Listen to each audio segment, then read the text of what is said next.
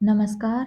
इस वीडियो पर क्लिक करके आप अपने आप को तैयार करने आए हैं, जिससे आप वो सब कुछ रिसीव कर पाएँ जो ये यूनिवर्स, ये ब्रह्मांड आपको देना चाहता है। हिमालय की विपरीत परिस्थितियों में रहने वाले योगी इस रहस्य को जानते हैं, लेकिन क्योंकि वो मोह माया के बंधन से अपने आप को अलग कर चुके हैं, इसलिए वो इस रहस्यमयी शक्ति का इस्तेमाल किसी भी भौतिक चीज को पाने के लिए नहीं करते। आज हम आपको बताने जा रहे हैं कि कैसे ये ब्रह्मांड काम करता है, कैसे डिवाइन शक्ति काम करती है, कैसे यूनिवर्स की एनर्जी काम करती है, जिससे बहुत से लोग अनजान हैं। लॉ ऑफ अट्रैक्शन कैसे इन सब से जुड़कर काम करता है, ये आज हम गहराई से जानेंगे। लॉ ऑफ अट्रैक्शन या आकर्षण के नियम को लोग जैसा समझते हैं, जैसा मानते हैं, ये उससे भी बहुत आगे है। इसे आसानी से समझाने के लिए इस दुनिया में बहुत सारे तरीके समझाए गए हैं, क्योंकि जब कोई शक्ति रहस्यमयी होती है, बहुत जादुई सी लगती है, तो लोगों को उस पर विश्वास करना मुश्किल लगता है। लॉ ऑफ अट्रैक्शन ये रहस्य खुद को एक वैज्ञानिक तरीके से व्यक्त करता है। आज हम आपको इसी रहस्य के वो राज बताने जा रहे हैं, जिनसे हिमालय में रहने वाले योगी अपनी जिंदगी को ब्रह्मांड से जोड़ते हैं। वो उस दिव्य शक्ति से जुड़ते हैं जहाँ तक कि हम कल्पना भी नहीं कर सकते। पर ऐसा नहीं है कि आप उस शक्ति से तभी जुड़ पाएंगे जब आप हिमालय की ऊंची पहाड़ियों में रहेंगे। ये रहस्य जानकर आप में से बहुत से लोग आश्चर्यचकित भी हो सकते हैं और कुछ सचमुच इस पर विश्वास कर अपनी जिंदगी में मनचाही चीज को आकर्षित कर सकते हैं। इस बारे में बहुत से लोगों का ये सवाल होता है कि हम उस डिवाइन पावर से, दिव्य शक्ति से कैसे कनेक्ट कर सकते हैं, ब्रह्मांड से कैसे बातें कर सकते हैं, या भगवान से कैसे बात कर सकते हैं। मैं जो चाहता हूँ उसे मैं कैसे हासिल कर सकता हूँ। लेकिन जब आप इन सब के बीच एक संबंध ढूंढते हैं, एक रिलेशन ढूंढते हैं, तो आप पाते हैं कि आपके और ब्रह्मांड के बीच, या आपके और ईश्वर या उस शक्ति के बीच जिसने इस पूरी दुनिया को बनाया है, आप इस शक्ति को जो कहना चाहें, इस सृष्टि को बनाने वाले निर्माता के बीच, बेशक आप लॉजिकल या नॉन लॉजिकल किसी भी बैकग्राउंड से आते हैं, या आप आस्तिक हों या नास्तिक हों, आप इस बात से इनकार नहीं कर सकते कि हम सबको एक शक्ति ने बनाया है। कोई तो है जो हम सबका क्रिएटर है। इसी शक्ति ने सब कुछ बनाया है, आपको, हमें, हम सबको, हमारे आसपास की हर चीज़ को बनाया है।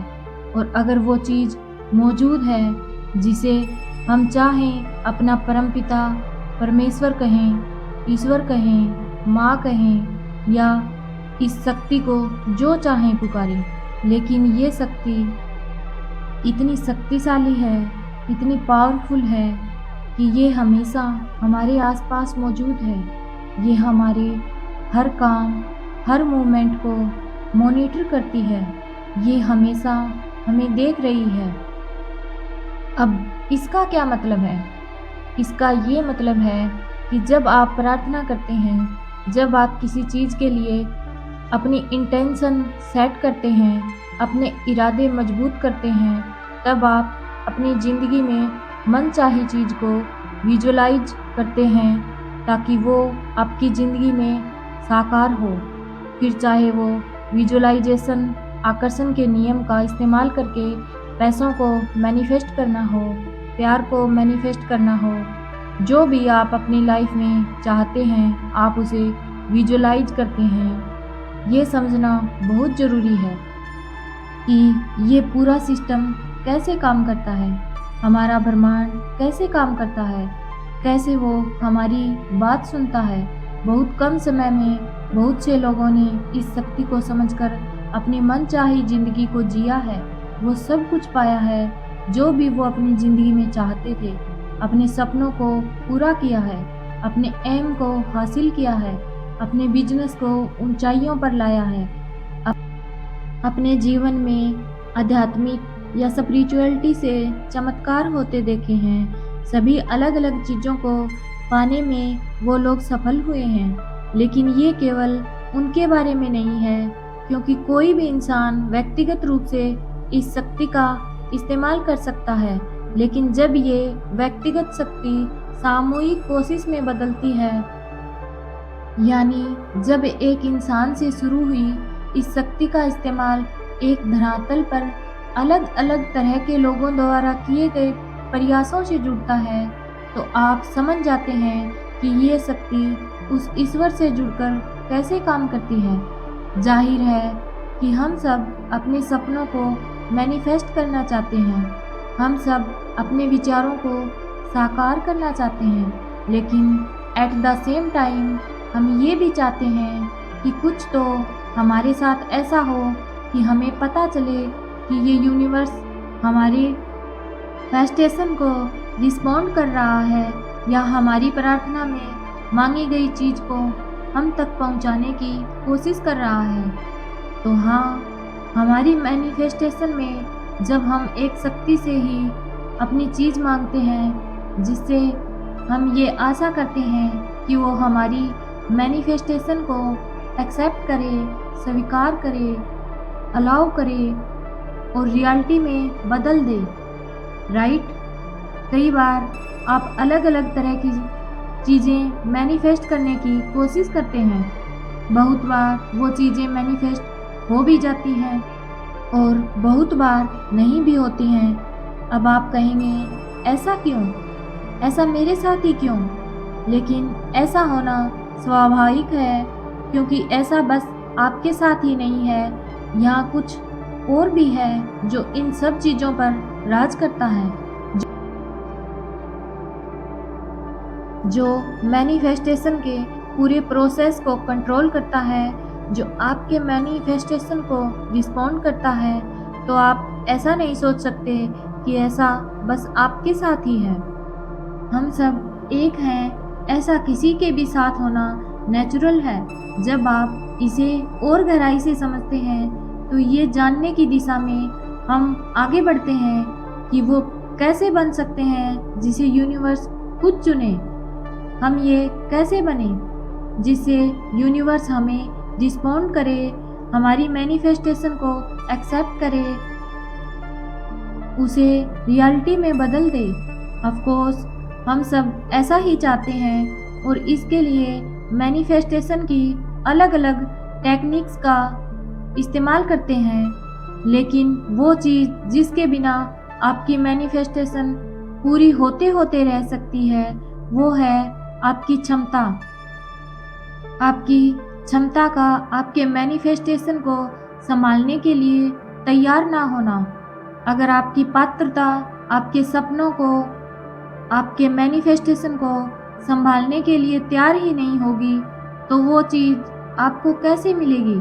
यूनिवर्स हमें वो सब कुछ देना चाहता है जो हम चाहते हैं, लेकिन इससे पहले वो करता है हमारा एक टेस्ट कि क्या आप उस चीज़ को संभाल पाएंगे जो आप उससे मांग रहे हैं। यानी आप खुद को उस काबिल बना लें, जो चीज़ आपने मांगी है आप उसे संभाल पाएं, आप सक्षम हो जाएं। तो जब जब यूनिवर्स देखता है कि अच्छा मेरा बच्चा ये चाहता है और क्या बात है, वो इसके लिए पूरी तरह से तैयार है, सक्षम है, योग्य है, तो आप उसकी रडार पर हैं, और वो चीज़ किसी भी तरह यूनिवर्स आप तक पहुंचा कर रहेगा। जाहिर है, जैसा कि मैंने आपको पहले भी बताया है कि यूनिवर्स हमारा टेस्ट करेगा, लेकिन उस टेस्ट को देने के लिए हम अब खुद को तैयार कैसे करें। इस टेस्ट की प्रिपरेशन स्कूल और कॉलेज वाले टेस्ट की प्रिपरेशन से बिल्कुल अलग है। इसमें आपको पढ़ाई नहीं करनी, पर खुद को तैयार करना है इस टेस्ट में पास होने के लिए। और इसमें पास होने के लिए आपको शरीर, मन, आत्मा, इन तीनों में संतुलन और हमारे विचार, मस्तिष्क और एनर्जी को इन तीनों चीज़ों से जोड़ना होगा। कैसे हम इन सब को संतुलन में लाकर जोड़ते हैं। देखिए, आप अपने सपने को विजुलाइज करते हैं, उन्हें फील भी करते हैं, तो एक तरह से आप अपने शरीर, मन, आत्मा और अपने विचारों के साथ इन सब को अपने सामंजस्य में लाते हैं और आप नहीं जानते, इन्हीं प्रैक्टिस के दौरान आप यूनिवर्स के टेस्ट में भी परफॉर्म करते हैं। यही आपकी तैयारी है यूनिवर्स के टेस्ट की। जिस तरह हम लोगों को अलग अलग पैरामीटर्स यानी अलग अलग मापदंडों पर मॉनिटर करते हैं, ठीक वैसे ही यूनिवर्स भी हमें मॉनिटर करता है कि हम अपने मैनिफेस्टेशन को रिसीव करने के लिए तैयार हैं या नहीं। फॉर एग्जाम्पल, मान लीजिए आपकी एक कंपनी है, लोग आपके पास जॉब इंटरव्यू के लिए आ रहे हैं। आप उन सैकड़ों लोगों में से एक व्यक्ति को कैसे चुनेंगे? अगर आप जज हैं तो आप या तो उसे चुनेंगे जिसकी क्वालिफिकेशन उन सब लोगों में बेस्ट हो, या आप उसे चुनेंगे जो उन सब में सबसे ज़्यादा मेहनती हो, या फिर उसे जिसमें ये सारी चीज़ें हों, लेकिन इसके अलावा उसमें एक ऐसी वाइब्रेशन फीलिंग आए जिससे पता नहीं क्यों आपको वो इंसान परफेक्ट लगे। फिर बेशक उसकी क्वालिफिकेशन बाकियों से कम हो, मगर आप बस ये कहेंगे कि पता नहीं क्यों वो इस पोजीशन के लिए बेस्ट लगा, परफेक्ट लगा, क्योंकि ये वो फीलिंग है और यही वो तरीका भी है जिससे आप खुद को डिवाइन के टेस्ट के लिए तैयार करते हैं। आप खुद को कैसे प्रेजेंट करते हैं इस दुनिया के लिए ही नहीं, बल्कि उस डिवाइन के लिए जब आपके सामने कोई नहीं होता। ठीक वैसे ही जैसे इंटरव्यू में उस व्यक्ति ने अपने आप को सबसे बेस्ट शो किया था, हम खुद को यूनिवर्स के सामने बेस्ट दिखाते हैं। और आप खुद को बेस्ट कैसे शो करेंगे? यूनिवर्स आपसे आशा करता है कि आप हमेशा रियल रहें, आप में वो क्वालिटीज़ हों जिससे आप एक अच्छे इंसान लगें। इसके अलावा कुछ चीज़ें जो आपके मैनिफेस्टेशन के लिए आपको क्वालिफाइड बनाती हैं। आप कितने जिद्दी हैं अपनी चीज़ को पाने के लिए? क्या आप पूरी तरह से समर्पित हैं? क्या आप में सचमुच वो इच्छा शक्ति है कि आप किस हद तक उसे पाना चाहते हैं? पहली चीज़ तो ये। दूसरी चीज़ कि आप कितने शिद्दत से अपने मैनिफेस्टेशन को पाने के लिए वो चीज़ें कर रहे हैं। तीसरी चीज़ है रिस्पेक्ट यानी सम्मान। क्या आप खुद के लिए,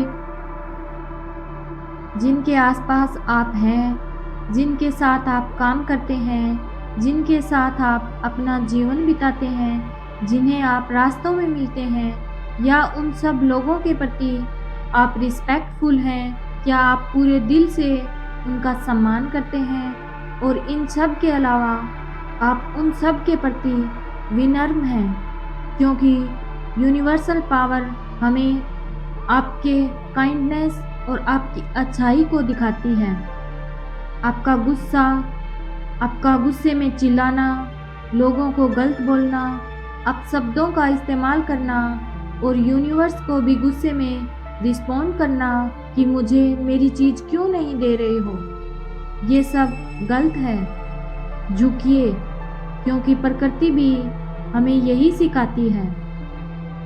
फलों से लदे वृक्ष तन कर खड़े होने की बजाय झुककर सबको मीठे फलों का आनंद लेने के लिए प्रेरित करते हैं। वो हमें झुकना सिखाते हैं, क्योंकि हमारा कठोर और रूखा बर्ताव हमें महान नहीं, छोटा बनाता है। हमेशा अपने दिल में सेवा की भावना जगाए रखें, इस आशा से नहीं कि एक दिन उस सेवा का फल आपको वापस मिलेगा। किसी और को कुछ भी दीजिए, किसी से कोई भी आशा मत रखिए, ये सोचकर भी नहीं कि इसके बदले में यूनिवर्स आपके साथ अच्छा करेगा। हम जानते हैं वो करेगा, पर इस आशा का त्याग कर दीजिए। इस आशा के बंधन को तोड़ना आप जिस दिन सीख जाएंगे, उसी दिन आप जिंदगी जीने के सही अर्थ को समझ जाएंगे। जब हमारे काम अच्छे होंगे तो सभी अच्छाइयों का फल भी हमें अपने आप मिल जाएगा। आपकी अच्छाई किसी न किसी रूप में आप तक जरूर लौटेगी। वीडियो पसंद आई हो तो वीडियो को लाइक और चैनल को सब्सक्राइब जरूर कीजिएगा।